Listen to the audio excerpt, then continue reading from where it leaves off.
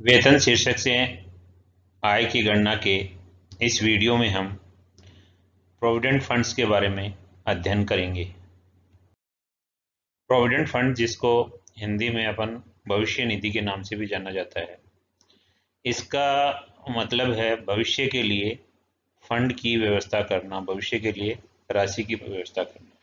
सामान्यतः कर्मचारी अपने वेतन में से प्रति माह कुछ राशि इसमें जमा करता है, जो उसका नियोक्ता उसको काट कर बाकी वेतन ही देता है। यानी कि कर्मचारी प्रति माह अपने वेतन में से कुछ राशि इस फंड के लिए कंट्रीब्यूट करता है। नियोक्ता भी लगभग उतनी राशि उसमें जमा करवाता है। दोनों राशियों को मिलाकर किस बैंक में, पोस्ट ऑफिस में या सरकारी प्रतिभूतियों में विनियोजित कर दिया जाता है। और जब कर्मचारी अवकाश ग्रहण करता है या नौकरी छोड़ता है, तो जो राशि उसके जमा हुई है, स्वयं का अंशदान और उसके नियोक्ता का अंशदान और उस पर जो एकत्रित ब्याज की राशि है, उसके सहित उसको दे दी जाती है। यदि कर्मचारी की सेवाकाल के दौरान ही मृत्यु हो जाती है, तो ये रकम उसके कानूनी उत्तराधिकारियों को दे दी जाती है।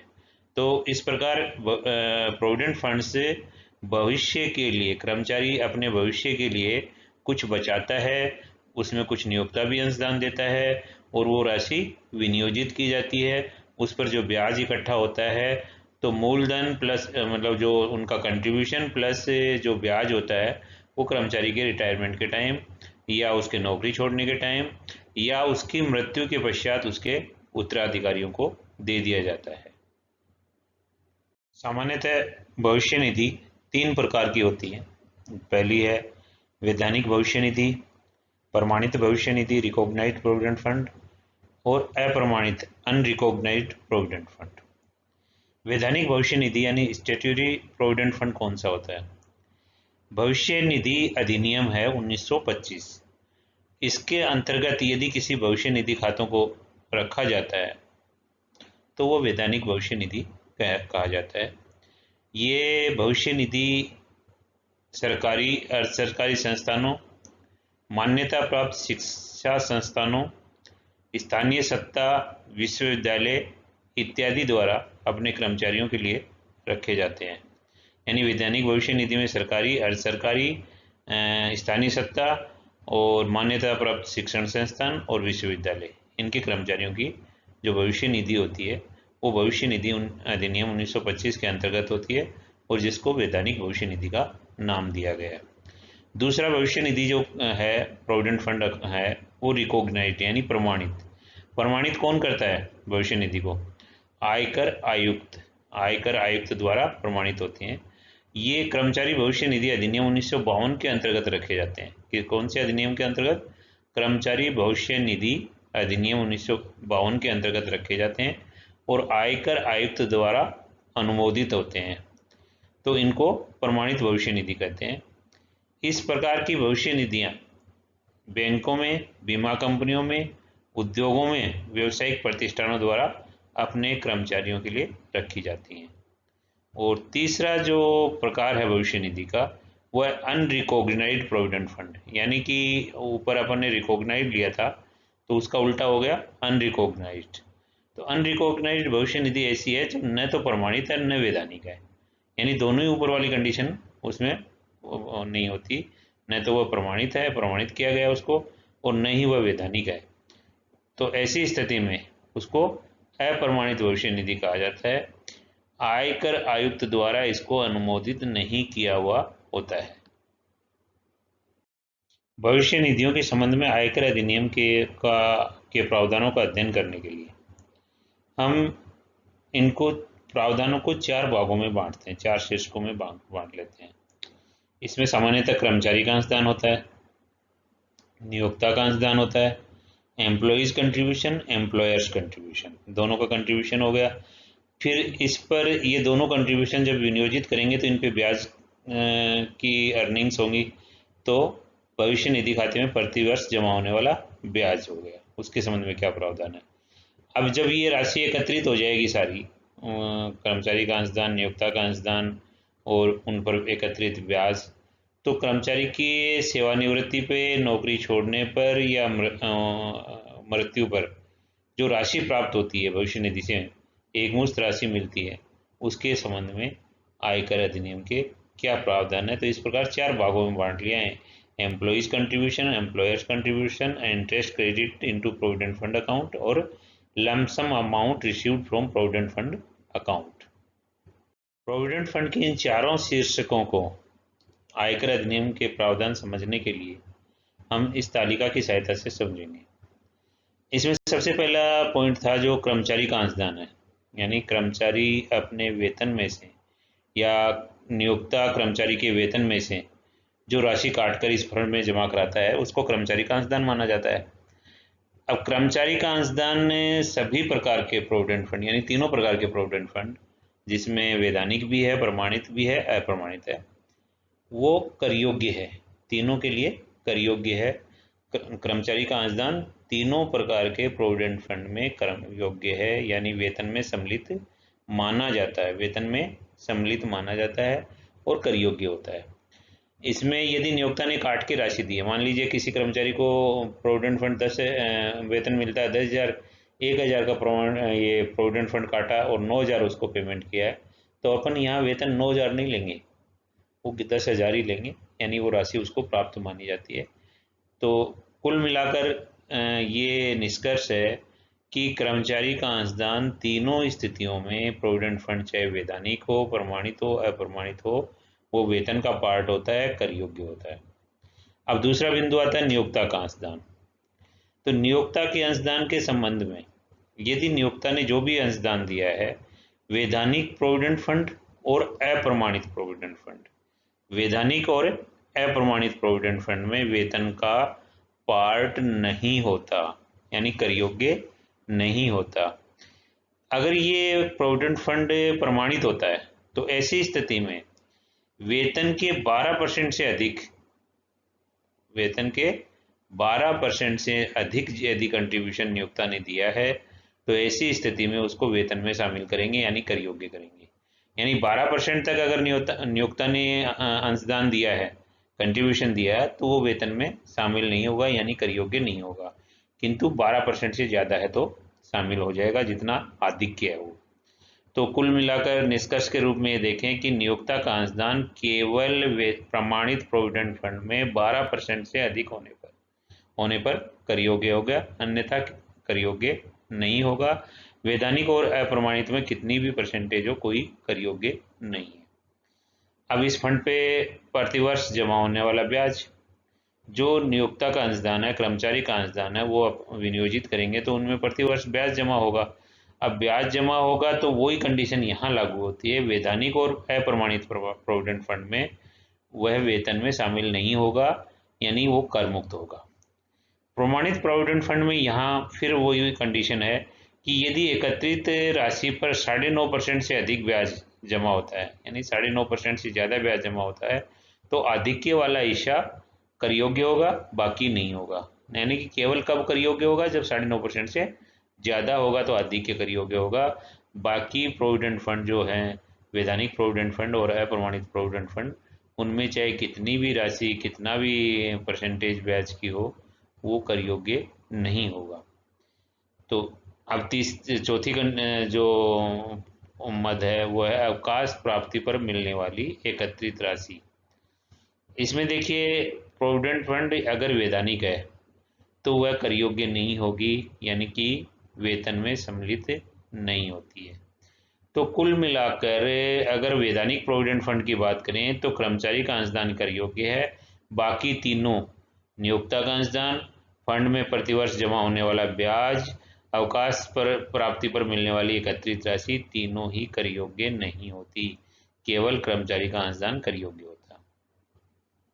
प्रमाणित भविष्य निधि की, प्रमाणित प्रोविडेंट फंड की बात करें तो एकत्रित ये जो अवकाश प्राप्ति पर मिलने वाली राशि है, ये 5 वर्ष नौकरी करने पर सम्मिलित नहीं होती, यानी इसके लिए कंडीशन है कि कर्मचारी अगर 5 साल नौकरी करने के बाद ये राशि प्राप्त करता है तो कर योग्य नहीं होगा। इसके अलावा भी कंडीशन है, कम अवधि होने पर यदि ऐसे कारण से नौकरी छोड़ी गई है जिस पर कर्मचारी का नियंत्रण नहीं था, यानी कर्मचारी का नियंत्रण नहीं था, तो ऐसी स्थिति में तो भी उस सम्मिलित नहीं होती, यानी तो भी कर योग्य नहीं होगी।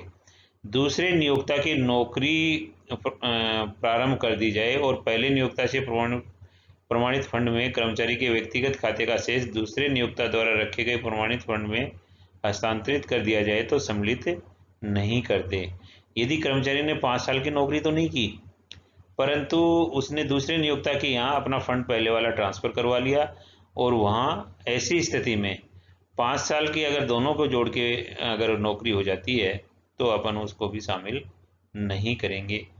दूसरे नियोक्ता की नौकरी छोड़ते समय यदि दोनों नियोक्ताओं की की गई नौकरी की अवधि कुल मिलाकर 5 वर्ष हो गई है तो इसे सम्मिलित नहीं करते।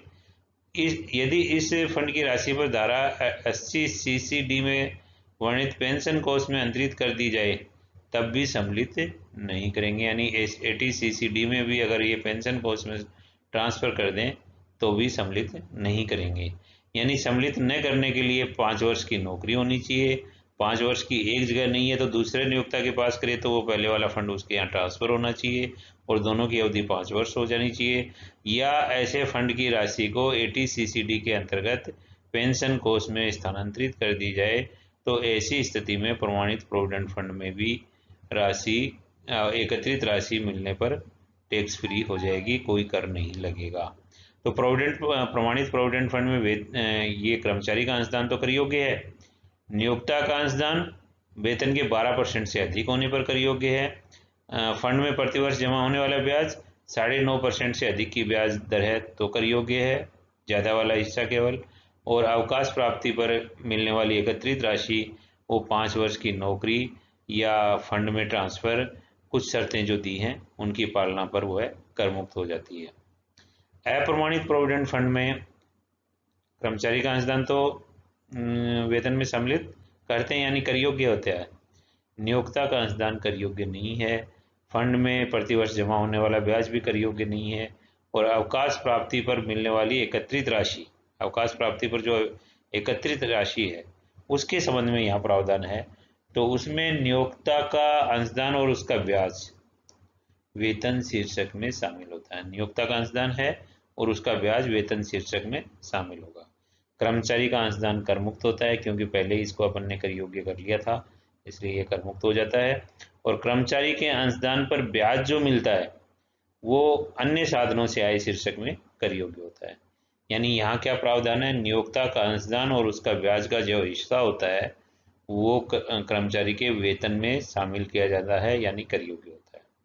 दूसरा जो कर्मचारी का खुद का अंशदान है वह चूंकि अपन पहले उसको कर योग्य कर चुके हैं, प्रतिवर्ष जब वो कंट्रीब्यूशन देता है तो यहाँ पर उसको कर मुक्त किया गया है, वापस एकत्रित राशि मिलने पर उसको कर मुक्त किया गया है। कर्मचारी के अंशदान पर ब्याज को कर योग्य किया गया है और अन्य साधनों से आय शीर्षक के अंतर्गत कर योग्य किया गया है। सामान्यतः अप्रमाणित भविष्य निधि है उसका प्रमाणित भविष्य निधि में परिवर्तन करवा लिया जाता है। यदि ऐसा होता है तो कर्मचारी के अप्रमाणित भविष्य निधि खाते का शेष स्वतः ही प्रमाणित भविष्य निधि खाते में हस्तांतरित कर दिया जाता है। इस प्रकार अप्रमाणित भविष्य निधि से प्रमाणित भविष्य निधि में हस्तांतरित हुई राशि को हस्तांतरित शेष कहते हैं, ट्रांसफर्ड बैलेंस कहते हैं। यानी कि पहले अप्रमाणित था भविष्य निधि, उसको प्रमाणित करवा लिया तो अप्रमाणित भविष्य निधि का जो भी बैलेंस था वो प्रमाणित भविष्य निधि खाते में चला जाता है और उसको ट्रांसफर्ड बैलेंस के नाम से जानते हैं। अब हस्तांतरित शेष में आयकर के संबंध में क्या प्रावधान है, तो इसके लिए ये है कि हस्तांतरित शेष का केवल वह भाग ही कर योग्य होता है जो इस अप्रमाणित भविष्य निधि को शुरू से ही प्रमाणित भविष्य निधि माने जाने की दशा में पिछले वर्षों में कर योग्य होता। यानी कि अगर ये इस अप्रमाणित भविष्य निधि को शुरुआत से ही अपन प्रमाणित मान लेते और प्रमाणित मान लेने की स्थिति में वही 3 कंडीशन होती हैं अपने को, कर्मचारी का अंशदान तो वो तो अप्रमाणित में भी कर्मचारी का अंशदान कर योग्य था और प्रमाणित में भी था, तो वहाँ कोई फर्क नहीं पड़ेगा। फर्क पड़ेगा केवल 2 कंडीशन में, नियोक्ता का अंशदान। नियोक्ता का अंशदान अप्रमाणित में तो कर योग्य नहीं था, पर प्रमाणित में 12% से अधिक अगर नियोक्ता ने अंशदान किया है तो वो कर योग्य होता था।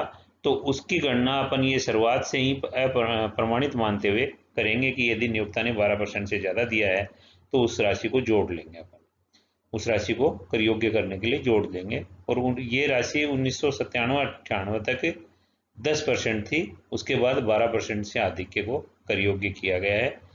दूसरा, अगर 12% तक ही दिया है तो यहाँ भी कोई कर योग्य नहीं होगी। तीसरा, उन एकत्रित राशि पर ब्याज, यहाँ 9.5% से ज़्यादा अगर ब्याज अप्रमाणित में जमा हुआ है तो वो भी कर योग्य हो जाएगा, उस राशि को भी अपन जोड़ लेंगे। और इस प्रकार जो एक्स्ट्रा अमाउंट बनता है 12% से ज़्यादा नियोक्ता का अंशदान और 9.5% से ज़्यादा एकत्रित राशि पर ब्याज बनता है तो वो कर योग्य हो जाएंगे। इसमें जो ट्रांसफर बैलेंस है, हस्तांतरित शेष है, इसमें यहाँ ये एक चीज़ और इम्पोर्टेंट है कि अप्रमाणित भविष्य निधि का शेष जो प्रमाणित भविष्य निधि में परिवर्तित हुआ है उस पर धारा 80C की छूट कटौती नहीं मिलेगी, कोई कटौती उसमें नहीं मिलेगी। सुपर एन्युएशन फंड, अधिवार्षिकी निधि। अधिवार्षिकी निधि कोष या कोष जो होता है में से कर्मचारियों को एक निश्चित आयु प्राप्त कर लेने पर या सेवानिवृत्ति पर या कार्य करने के लिए योग्य हो जाने पर अथवा कर्मचारी की मृत्यु हो जाने पर वार्षिकी के भुगतान की व्यवस्था की जाती है, यानी सुपरएन्युएशन फंड के से वार्षिकी व्यवस्था की जाती है। इस प्रकार यह भी एक सेवानिवृत्ति लाभ माना जाता है। अधिवार्षिकी निधि दो प्रकार की होती है। अधिवार्षिकी निधि सुपरएन्युएशन फंड कितने प्रकार के होते हैं? दो प्रकार के होते हैं, एक अनुमोदित और एक गैर अनुमोदित। अनुमोदित अधिवार्षिकी निधि में जो नियोक्ता अंशदान देता है, नियोक्ता इसमें अंशदान देता है, एम्प्लॉयर्स कंट्रीब्यूशन है, तो कर निर्धारण वर्ष जो एक कर निर्धारण वर्ष में 1,50,000 से अंशदान अधिक अंशदान दिया है, यानी कंट्रीब्यूशन कितना दिया, 1,50,000 से ज़्यादा देता है तो अधिक्य को कर्मचारी की आय माना जाएगा। यानी नियोक्ता ने अगर अप्रूव्ड सुपर एन्युएशन फंड में 1.5 लाख रुपए तक एक वित्तीय कर निर्धारण वर्ष में दिया है तो वह कर्मचारी के लिए कर योग्य नहीं होगा, किंतु इससे ज़्यादा का अंशदान दिया है तो अधिक्य को कर्मचारी की आय माना जाएगा। धारा 17(2)(7) के अंतर्गत अनुलाभ के रूप में कर योग्य होता है। ऐसा अधिक्य उस वर्ष की आय माना जाएगा जिस वर्ष में ऐसा अंशदान दिया गया हो।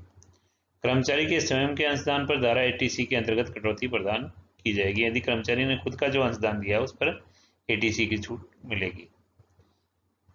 अब अनुमोदित अधिवार्षिकी निधि में एकत्रित राशि पर ब्याज जो मिलता है, तो इस निधि में एकत्रित राशि पर देय ब्याज कर्मचारी के लिए कर मुक्त होगा, चाहे ब्याज की दर कोई भी हो, यानी कर मुक्त होगा चाहे ब्याज की रेट कुछ भी हो।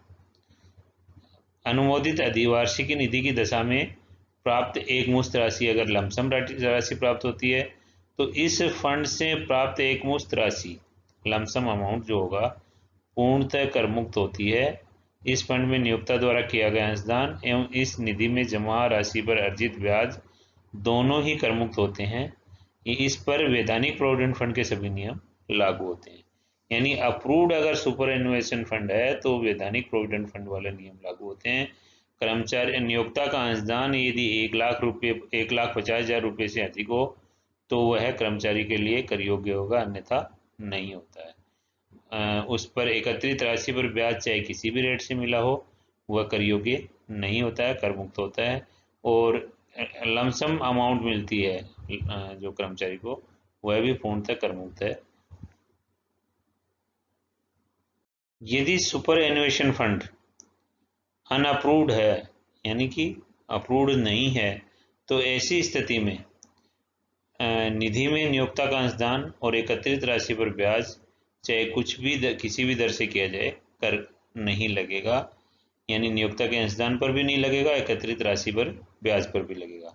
जबकि अपन ने अप्रूव्ड सुपर एन्युएशन फंड में नियोक्ता का अंशदान यदि 1,50,000 रुपये से ज़्यादा हो तो उस पर टैक्स लग रहा था, यानी उस पर वो वेतन में शामिल हो रहा था। किंतु यहाँ उसमें डिफरेंस है, इसमें लमसम अमाउंट जो मिलता है गैर अनुमोदित अधिवार्षिक निधि से एक साथ जो राशि मिलती है, एक मुश्त राशि मिलती है, उस पर नियम जो लागू होते हैं वो अप्रमाणित प्रोविडेंट फंड जैसे ही नियम लागू होते हैं।